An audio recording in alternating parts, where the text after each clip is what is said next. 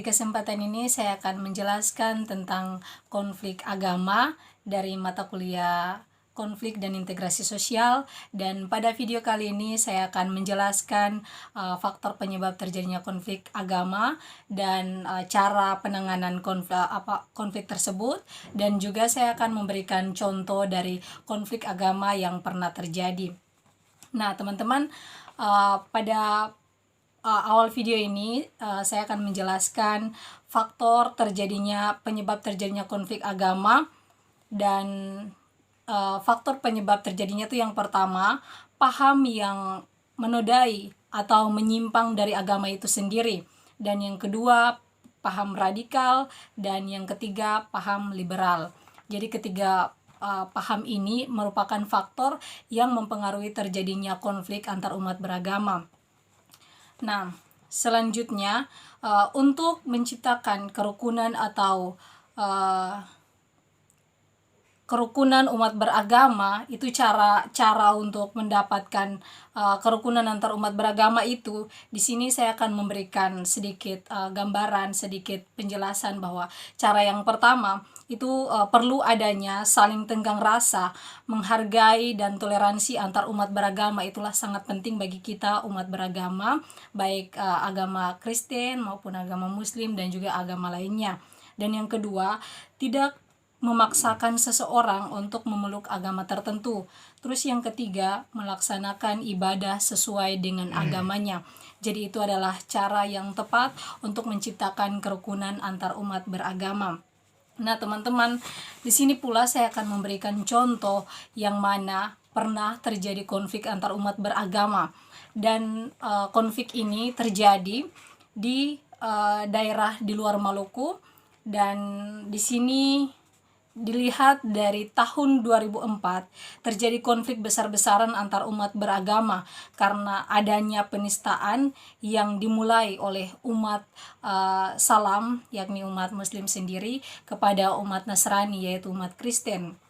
Nah, mulai dari penistaan ini sehingga timbulnya kesalahpahaman dan lain sebagainya, sehingga terjadi peperangan, perdebatan, sehingga menimbulkan banyak korban jiwa, bukan cuman untuk kalangan Kristen sendiri, tapi dari kalangan Muslim juga banyak korban jiwa yang meninggal pada saat itu.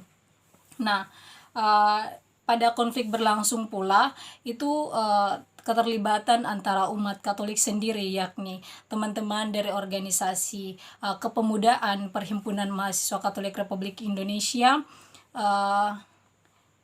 di Republik Indonesia pada saat itu, dan mereka turut berpartisipasi dalam melakukan aksi pada saat konflik itu.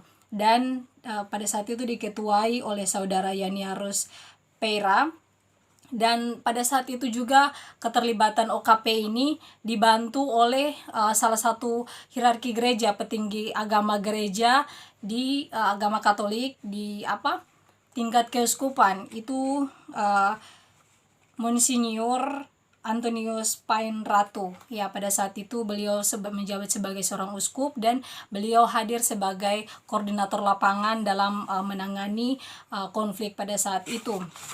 Nah, teman-teman, konflik ini terjadi pada saat itu di